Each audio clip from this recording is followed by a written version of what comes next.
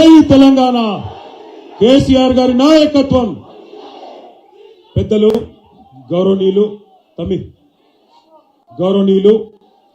ఈరోజు పెద్ద ఎత్తున చాలా ఉత్సాహభరితమైన వాతావరణంలో ఈ జిల్లాలో గెలిచిన గౌరవనీయులైన సర్పంచ్లకు, ఉప సర్పంచ్లకు, వార్డు సభ్యులకు ఆత్మీయ అభినందన కార్యక్రమాన్ని ఏర్పాటు చేసిన పెద్దలు జనగామ శాసనసభ్యులు అన్నగారు శ్రీ పల్లా రాజేశ్వరరెడ్డి అన్నగారికి, గౌరవనీయులు మాజీ మంత్రివర్యులు, పక్కనే ఉన్న పాలకుర్తి నియోజకవర్గ బాధ్యులు, జిల్లాని తన సమర్థ నాయకత్వంలో గత దశాబ్ద కాలంగా కేసీఆర్ గారి నాయకత్వంలో అద్భుతంగా ముందుకు తీసుకుపోయిన పెద్దలు శ్రీ ఎర్రబెల్లి దయాకర్ రావు గారు, గౌరవనీయులు మాజీ ఉప ముఖ్యమంత్రి, స్టేషన్ గన్పూర్ మాజీ శాసనసభ్యులు అన్నగారు డాక్టర్ తాటికొండ రాజయ్య గారు, గౌరవనీయులు శాసన మండలి సభ్యుడు మా తమ్ముడు సోదరుడు శ్రీ పోచంపల్లి శ్రీనివాసరెడ్డి గారు, మాజీ శాసనసభ్యులు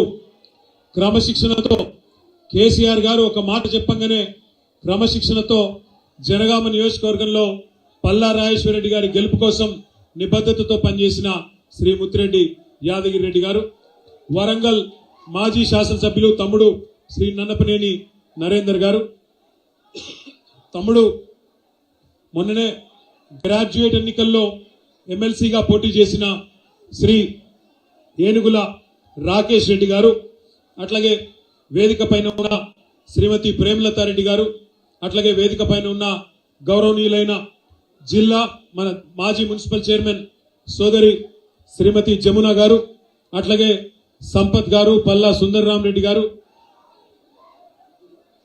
సిద్ధులు గారు, ఇంకా వేదికపై నాసీన్లైన నాగరాజ్ గారు, నరసింహరావు గారు, గాంధీ గారు, మనోజ్ రెడ్డి గారు, కృష్ణారెడ్డి గారు, పేరు పేరున యాదగిరి గారు, పేరు పేరున నేను ఎవరెవరి పేర్లు అయితే చెప్పలేదో మనసులనే తిట్టుకోండి, బయటికి తిట్టొద్దని కోరుతూ, గౌరవనీయులైన వివిధ మండలాల పార్టీ అధ్యక్షులు, గౌరవనీయులైన జిల్లా పరిషత్ సభ్యులు, మండల ప్రజా పరిషత్ అధ్యక్షులు, గౌరవ సింగిల్ విండోల అధ్యక్షులు, గౌరవ మున్సిపల్ మాజీ చైర్మన్లు, గౌరవ మున్సిపల్ మాజీ కౌన్సిలర్లు, కొత్తగా గెలిచి వచ్చిన సర్పంచులు, ఉప సర్పంచులు, పోరాటం అద్భుతంగా చేసి కొద్ది తేడా తోడిపోయిన మన అదేవిధంగా ఈరోజు జనగామలో దుమ్ము లేపి స్వాగతం పలికిన మా అన్నదమ్ముళ్ళు, మా ఆడబిడ్డలు, పత్రికా మిత్రులు, పేరు పేరున అందరికీ హృదయపూర్వకంగా నమస్కారం. ఆకలి అవుతుందా అందరికీ? కరెక్ట్ గా పల్లా మైక్ ఆకలి అయ్యే టైంకి ఇస్తున్నాడు ఈ మధ్యన, ఎందుకో కానీ నిజంగా ఇవాళ జనగామ ర్యాలీ చూస్తే, జనగామ ర్యాలీలో ప్రజల ఉత్సాహం చూస్తే నాకైతే ఒకటే అనిపించింది, జనరల్ ఎలక్షన్ అయిపోయింది, మళ్ళీ మనం అధికారంలోకి వచ్చినాం, కేసీఆర్ గారు ముఖ్యమంత్రి అయినరు అన్నంత జోషు, అన్నంత ఉత్సాహం ఇవాళ జనగామ పట్టణంలో కనబడ్డది. నేను మన కార్యకర్తల గురించి చెప్తలేను, బండి పోతుంటే రోడ్డు పక్కన షాపులకెళ్ళి, ఇళ్లకెళ్ళి అక్కడ మరి ఉండే లేడీస్ గాని, అక్కడ ఉండే మగవాళ్ళు గాని, చిన్నపిల్లలు గాని బయటికి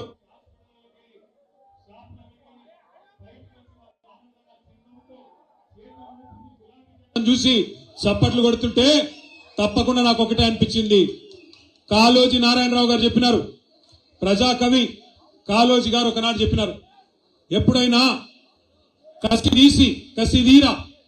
కసిదీర కాటేయాలి, కాలం వచ్చేదాకా ఎదురు చూడాలి, కానీ కాలం వచ్చిన తర్వాత మాత్రం కసిదీర కాటేయాలి అని చెప్పిండు కాళోజీ నారాయణరావు గారు.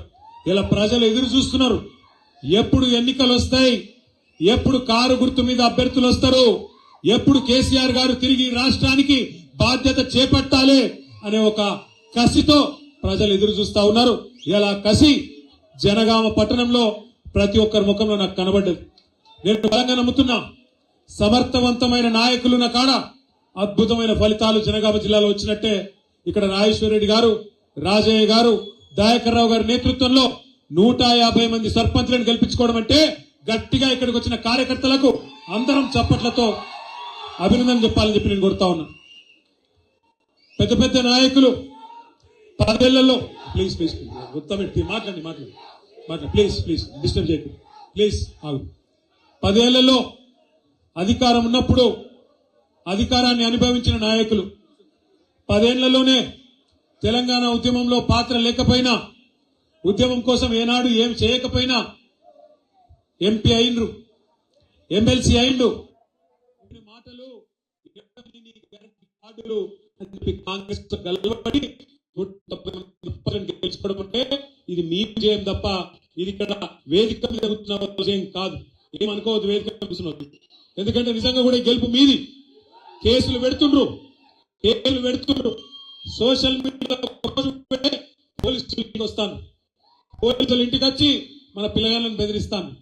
ఒక్కొక్క ఆటను సూక్ష్మంగా ఎవరిని ఎట్లా బెదిరియాలి, ఎట్లా భయపెట్టాలి అని చెప్పి ఒక గుండా రాజ్యం ఇవాళ కాంగ్రెస్ ప్రభుత్వం నడుపుతుంది.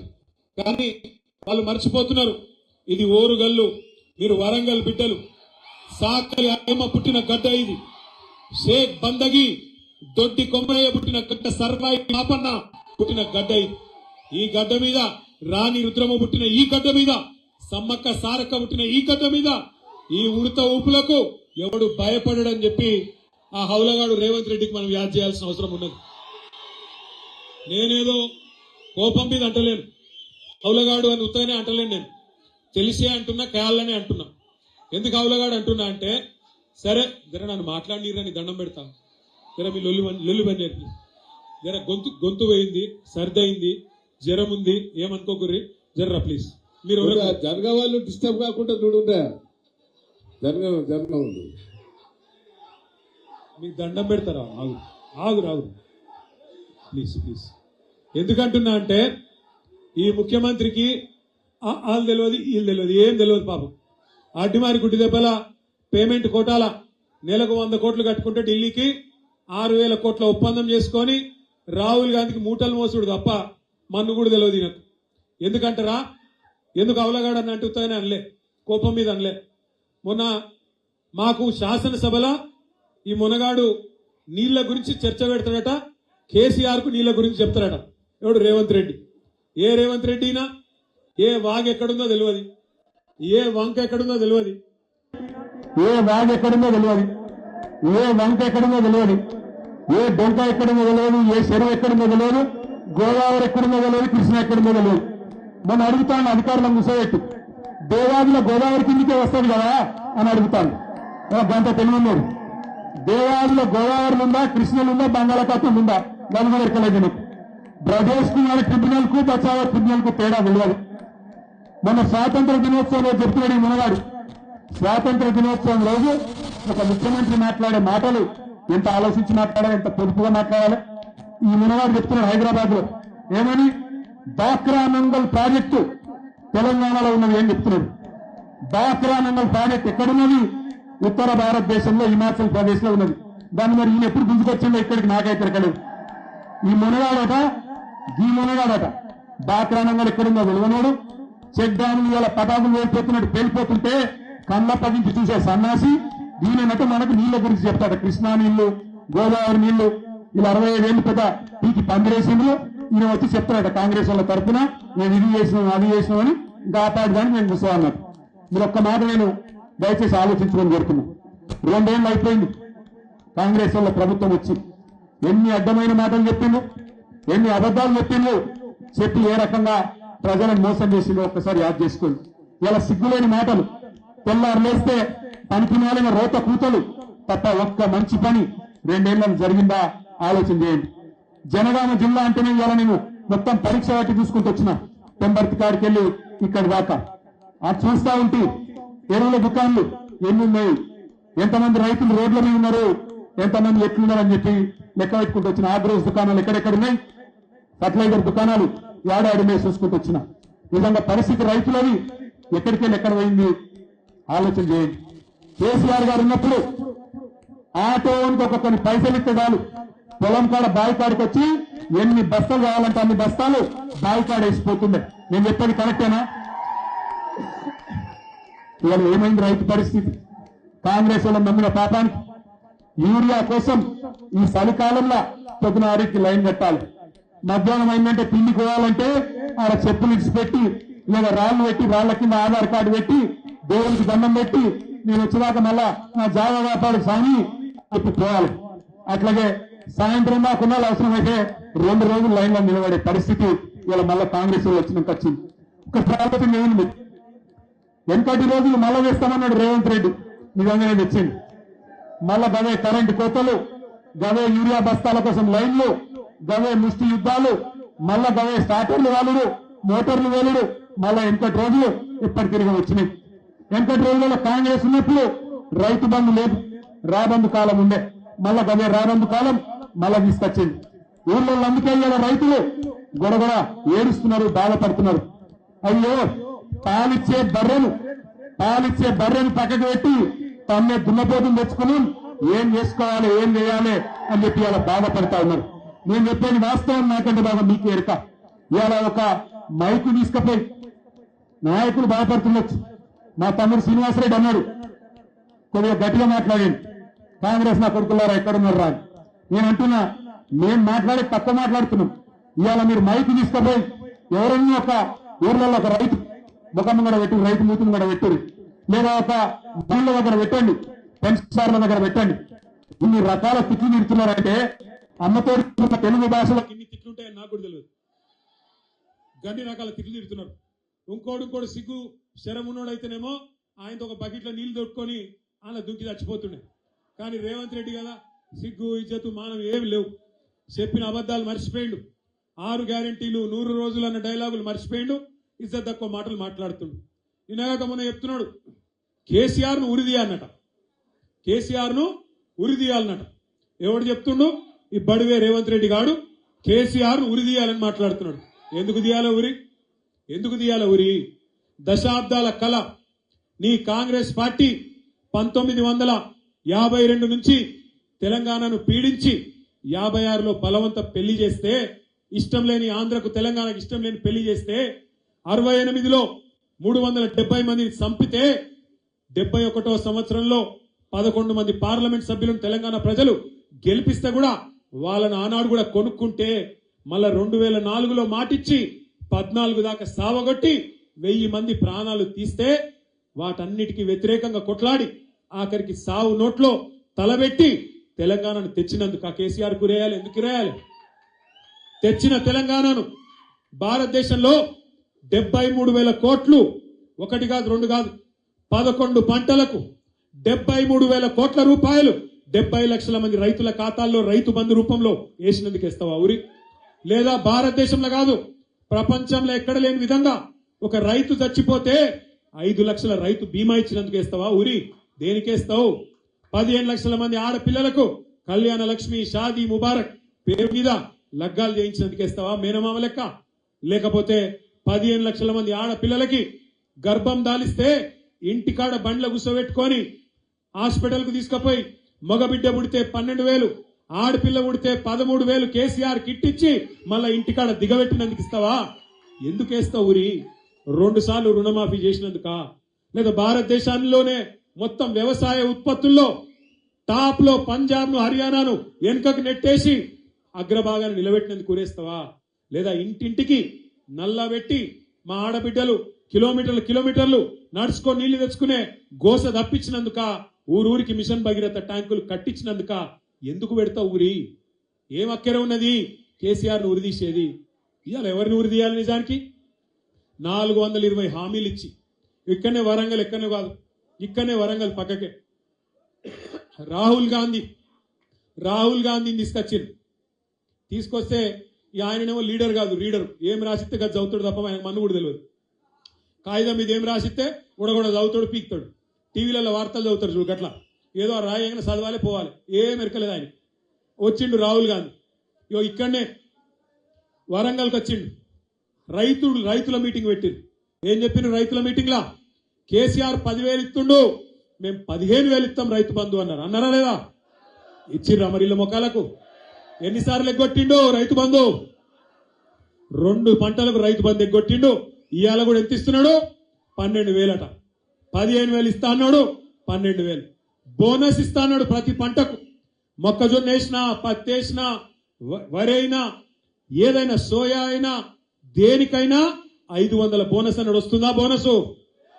వస్తలేదా? కేసీఆర్ అస్సల్దారులకు ఇస్తున్నాడు, భూ యజమానులకు ఇస్తున్నాడు. నేను కౌలుదారులకు కూడా ఇస్తా, కౌలు రైతులకు కూడా ఇస్తా అన్నాడు. రైతు బంధు పడుతుందా కౌలుదారులకు? రైతులకే కాదు, రైతు కూలీలకు ఇస్తా, నెలకు 1000 రూపాయలు ఇస్తా అన్నాడు. 25 నెలలు అయిపోయా, వచ్చినాయి 25,000. మరి ఎవరిని ఉరి తీయాలి? ఎవరిని ఉరి తీయాలి?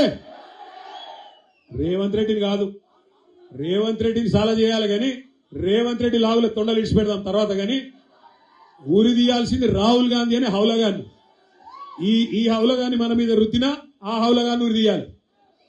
ఇక్కడ వరంగల్కి వచ్చి అబద్ధాలు ఆడి రైతులను 70 లక్షల మంది రైతులను మోసం చేసిండు రాహుల్ గాంధీ. హౌలగాన్ని ఉరి తీయాలని నడి బజార్లో. ఇదే రాహుల్ గాంధీ హైదరాబాద్ లో అశోక్ నగర్కి పోయిండు. అక్కడ పోయి డైలాగులు కొట్టిండు. ఏమన్నాడు? కేసీఆర్ కేటీఆర్ ఇద్దరు ఉద్యోగాలు ఊడగొట్టుండ్రి, మీకు మొదటి సంవత్సరంలోనే 2 లక్షల ఉద్యోగాలు ఇస్తా అని అక్కడ ఉండే తమ్ముళ్లను చెల్లెలను రెచ్చగొట్టిండు. పాపం ఆ తమ్ముళ్ళు చెల్లెలు నమ్మిండ్రు. నమ్మి పాపం తాండాలు ఉన్నోళ్ళు తాండాలకు వచ్చిండ్రు, వాళ్ళ ఇళ్లకు, ఊర్లు ఉన్నోళ్ళు ఊళ్ళలోకి వచ్చిండ్రు, పట్నంలో ఉన్నోళ్ళు పట్నంలో పోయినరు. వాళ్ళ అమ్మ అయ్య తల్లి తండ్రి అవ్వ తాత కాళ్ళు పట్టుకున్నారు. అగో మాకు ఉద్యోగాలు రావాలంటే మీరు కాంగ్రెస్ ఓటేయండి, రాహుల్ గాంధీ చెప్తుండు అని చెప్పి వాళ్ళు నమ్మి వాళ్ళ ఇంటోళ్ళతో కూడా నమ్మించి ఓట్లు వేయించి పాలకుర్తి అటువంటి కాన్స్టిట్యున్సీలా ఏం అభివృద్ధి తక్కువ చేసిండు దయాకర్ రావు గారు? పాలకుర్తి లాంటి కాన్స్టిట్యున్సీలో కూడా 7 సార్లు గెలిచిన కాన్స్టిట్యున్సీలో కూడా ఈ దొంగ మాటలతో 2 లక్షల ఉద్యోగాలను నమ్మించి ఆ పిల్లగాళ్ళని రెచ్చగొట్టి ఇదే రాహుల్ గాంధీ అనే హౌలగాడు అశోక్ నగర్కి వచ్చి ఆ రోజు వాగ్దానం చేస్తే ఆ పిల్లలు కూడా నమ్మి మోసపోయి ఈ రోజు ఓట్లేసి బాధపడతా ఉన్నారు. ఎవరిని తీయాలి ఉరి? మరి 2 లక్షల ఉద్యోగాలని చెప్పి మోసం చేసిన రాహుల్ గాంధీని ఉరి తీయద్దా? 420 హామీలు ఇచ్చారు. మా ఆడబిడ్డలకు చెప్పిండ్రు, అత్తలకు 4,000 ఇస్తాం, అత్తలకు 4,000, కోడలకు ఎంత ఇస్తామన్నారు? 2,500. మరి సిగ్గున్నదా వీళ్ళకు? ఇవ్వాలన్నట్టు 2,500 ఎక్కడో వీకినాయి. ఇప్పుడు ఏమంటుండే తెలుసా రేవంత్ రెడ్డి కొత్తగా? 1 కోటి మంది ఆడవాళ్ళని కోటీశ్వర్లు ఎత్తారట. 2,500 ఏ శాతం అయితే లేదు కానీ 1 కోటి మంది మహిళలను కోటీశ్వర్లు ఎత్తారట. బతుకమ్మకు సీర పెట్టే ముఖం లేదు, ఆడబిడ్డ ప్రసూతికి పోతే కేసీఆర్ కిట్ ఇచ్చే ముఖం లేదు. కానీ ఈ సిపాయి అట కోటీశ్వర్లను చేస్తారట. కోటీశ్వర్లను చేసుడు కాదు. రేవంత్ రెడ్డి నేను అడుగుతున్నా, నువ్వు చెప్పిన మాటనే కదా, కేసీఆర్ కళ్యాణ లక్ష్మి 1,00,000 రూపాయలు ఇస్తే నేను తులం బంగారం ఇస్తాను. ఇచ్చినావా ఎక్కడన్నా తులం బంగారం? నేను ముందే చెప్పిన, పాలకృతికి వచ్చినాడు చెప్పిన మీకు. ఏం చెప్పినా? వీళ్ళు బంగారం ఇచ్చేటోళ్ళు కాదు, పుస్తలతాడు ఎత్తుకపోయేటోళ్ళు వీళ్ళని చెప్పిన. ఇలా నిజంగానే పుస్తలతాడు తాకట్టు పెట్టే రోజులు ఈ దరిద్ర రోజుల్లో మళ్ళీ వచ్చినాయి. ఇంకోటి నాకు అర్థం కాదు. సరే అబద్ధాలు చెప్పిర్రు, నెలకు 100 కోట్లు కడుతున్నాడు ఢిల్లీకి, మొత్తానికి కుర్చీ కాపాడుకుంటున్నాడు రేవంత్ రెడ్డి. కానీ ఏం రోగం ఏందో కానీ తెల్లారు లేస్తే అసెంబ్లీలో అయితే బయట ఏందో మొరుగుడు ఏందో నాకైతే అర్థం కాదు. ముఖ్యమంత్రి అయినావు కదా, మంచిగా హాయి కూర్చో, ఎట్లాగో మోసం చేసినావు, గద్దెకెక్కినావు, మంచిగా ముఖ్యమంత్రి పదవిలో కూర్చున్నావు, నీ కాంగ్రెస్ వాళ్ళందరినీ తొక్కుడు దొక్కినావు, పాపం పాత వాళ్ళందరినీ. మరి సపరేట్గా మంచిగా సుఖంగా క్రికెట్ ఆడుకుంటా ఫుట్బాల్ ఆడుకుంటా టైంపాస్ చేయి. ఏందో అర్థం కాదు, ఒర్రుడేందో ఆ కొట్టుడేందో. నిన్న చూసిరా మీరు? ఆయనకు సెక్యూరిటీగా ఉన్న ఒక పోలీస్ అధికారిని కొడతాడు. చూసినా లేదా వీడియో? సెక్యూరిటీ వాళ్ళు కూడా కొడతావు ఆఖరికి నువ్వు. అందుకే నేను చెప్పిన రేవంత్ రెడ్డి భార్యకు, ఆమె పేరు గీతమ్మ, పాపం ఆమె మంచిదే ఉన్నట్టున్నది. ఆమె చెప్పిన, గీతమ్మ ఈయన ఎక్కదా కొరుతాడు, మరి ఎందుకు కొరుతుండో మాకైతే అర్థమైతే లేదు, నువ్వు అర్జెంటుగా కట్టేయి, లేకపోతే ఇప్పుడు ఒరుతుండ్రు రేపు కరిసినా కరుస్తాడు పిచ్చిలేసి అని చెప్పిన. నిజంగా కూడా ఏంది ఆయన బాధ ఏంది? పోనీ ఆ అరిసే అరుపులల్లా ఏమన్నా 4 మంచి మాటలు ఉండాలన్నా? ఎప్పుడు తిట్టుడే తప్పేం లేదా? ఈ ఏడుచుడు మళ్ళీ ఏడుపు ఎందుకో అర్థం కాదు. ఏమంటాడు? నేను గుంటూరులో చదువుకున్నా అని ఏడుస్తాడు. అరే నేను గుంటూరులో 1991లో చదువుకున్నా, అప్పుడు ఇంకా ఉమ్మడి ఆంధ్రప్రదేశ్ ఉండే, అక్కడ ఇంటర్మీడియట్ చదువుకున్నా.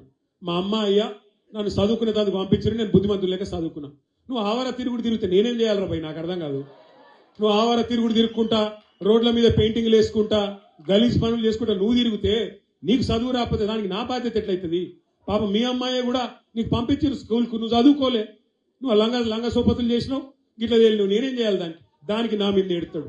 ఇంకోటి అంటాడు, నేనట మా అయ్య పేరు చెప్పుకొని తిరుగుతున్నానట. బరాబర్ చెప్పుకుంటా, ఎందుకు చెప్పుకోను? మా అయ్య మొగోడు మొనగాడు తెలంగాణ తెచ్చినోడు, బరాబర్ చెప్తా. మా అయ్య పేరు, ఇప్పుడు అయ్యలు మంచి పని చేస్తే చెప్పుకుంటాం, నీ లెక్క లుచ్చ పనులు చేస్తే నీ మన్మడు కూడా చెప్పాడు. మా తాత మోసగాడు లుచ్చగాడని మీ మన్మడు రేపు చెప్పే పరిస్థితి వస్తుంది. మరి ఇలా నువ్వు అనుకుంటున్నావు రేవంత్ రెడ్డి, ఆయన శపథాలు చేస్తుండే రేవంత్ రెడ్డి ఈ మధ్యన కేసీఆర్ ను మళ్ళా మొలకెత్తనియాడంట. నేను ఆయన చెప్తున్నా రేవంత్ రెడ్డికి, నువ్వేంద్రా కేసీఆర్ మొలకెత్తనీయకపోయేది? తెలంగాణనే మొలిపించిన మొగోడు మొనగాడు కేసీఆర్.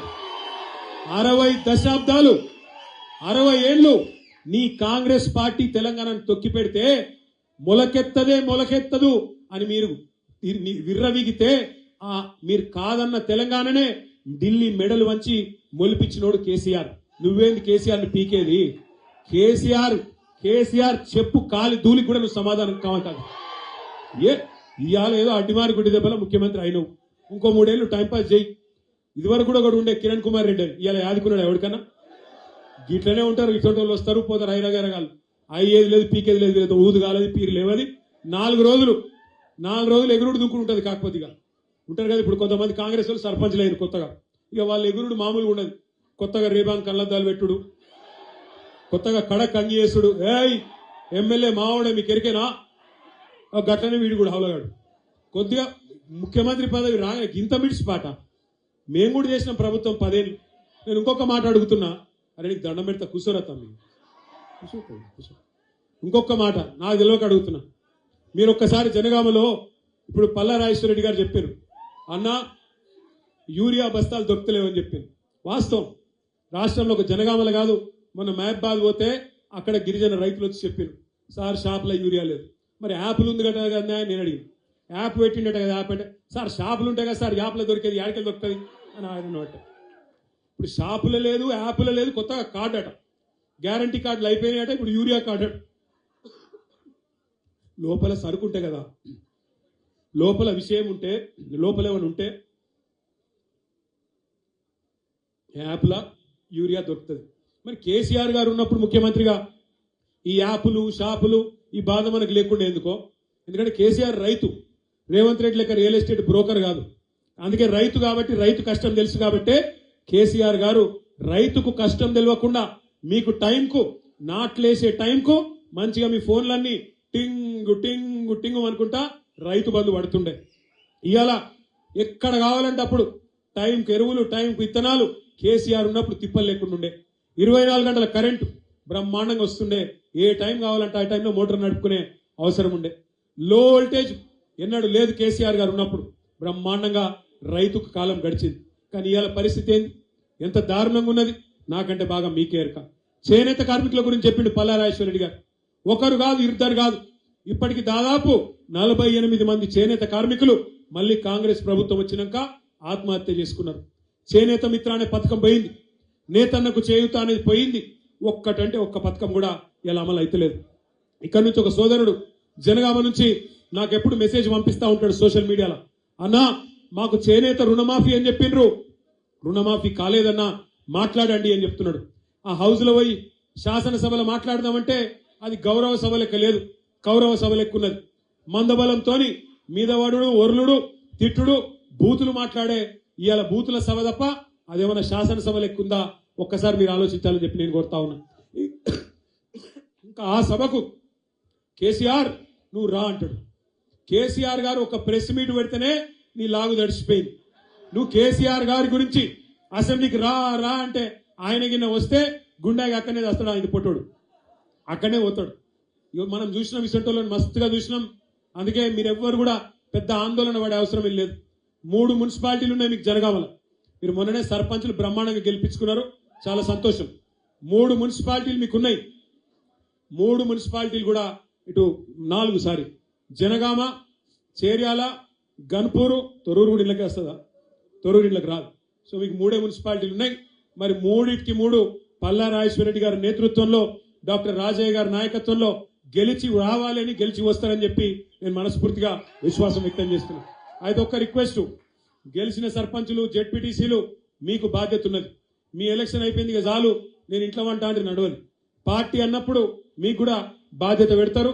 దయచేసి మీరు కూడా రావాలి. మీరు కూడా తలా ఒక వార్డు ఇన్ఛార్జ్ తీసుకోవాలి, తప్పకుండా తిరగాలి. తప్పకుండా మీరు మొన్నటిదాకా మీరు ఎట్లయితే మరి కష్టపడి ఒక్కొక్క ఓటర్ను ప్రసన్నం చేసుకొని గెలిచినరో, రేపు మున్సిపాలిటీలో కూడా మీరందరూ కూడా దయచేసి పాత్ర పోషించాలి, తప్పకుండా పార్టీ పని చేయాలని చెప్పి కూడా నేను కోరుతా ఉన్నా. అట్లాగే ఇంకొక మాట కూడా నేను విజ్ఞప్తి చేస్తున్నా. చాలా చోట్ల మీ జనగామ జిల్లా వాళ్ళేమో మీరు బుద్ధిమంతులు, కేసీఆర్ గారు ఎవరికి టికెట్ ఇస్తే వాళ్ళని గెలిపించారు. మీ నాయకులు కూడా బుద్ధిమంతులు. ముత్తిరెడ్డి గారు, రాజయ్య గారు కూడా అన్న మీరు తప్పుకోండి, మీకు పార్టీ చూసుకుంటుంది భవిష్యత్తులో అంటే తప్పుకున్నారు, కలిసి పనిచేస్తున్నారు. ఇవాళ కూడా ఇప్పటిదాకా స్టేజ్ మీద ఉన్నారు. అధికారంలో ఉన్నా ప్రతిపక్షంలో ఉన్న క్రమశిక్షణ కలిగిన సైనికుల్లాగా వారిద్దరు ఇక్కడ ఉన్నారు. నేను మిమ్మల్ని కోరుతా ఉన్నా, జనగామలో మీరు గన్పూర్లో జనగామలో పార్టీ ఎవరికి బీఫామ్ ఇస్తే వాళ్ళని మీరు గెలిపించింది. కానీ మొన్న మీరు గెలిచింది సర్పంచ్ ఎన్నికల్లో, అది క్వార్టర్ ఫైనల్. రేపు సెమీఫైనల్ రాబోతున్నది జిల్లా పరిషత్ రూపంలో. అటెన్క ఫైనల్ 2028లో ఉంటది. 2028లో ఫైనల్లో లేదా జిల్లా పరిషత్ లో యాది పెట్టుకోండి, కారు గుర్తు మీద ఎవరు వచ్చినా ఆలోచించద్దు. కారు గుర్తు కనవడంగానే కేసీఆర్ యాదికి రావాలి తప్ప అభ్యర్థి పొడుగున్నాడు, పొట్టిగున్నాడు, మంచోడు, షెడ్డోడు మనకు అనవసరం. కారు గుర్తు కనబడితే చాలు, కళ్ళు మూసుకొని ఒత్తుడే ఉండాలి. ఉంటాయి కుటుంబం అన్నాక సమస్యలు ఉంటాయి, కొంత అక్కడక్కడ అలుగుడు గులుగుడు ఉంటుంది, లేకపోతే అది కుటుంబమే కాదు ఉంటాయి. ఇప్పుడు ఒక ఇంట్లో 4 మనుషులు ఉంటేనే సాయంత్రం ఏం కూర వండుకుందామంటే ఒకడు వంకాయ అంటాడు, ఒకడు బెండకాయ అంటాడు. ఉంటాయి పంచాయతీలు. కానీ ఇంట్లో అనుకోవాలి, కూర్చోవాలి, మళ్ళా కలిసి బోధినాలి, కలిసి కొట్లాడాలి. ఒక గట్లనే ఏమైనా గులుగుడున్నా అలుగుడున్నా టికెట్ ఇచ్చేదాకానే ఉండాలి. గులుగుడే, గుద్దుడేనా?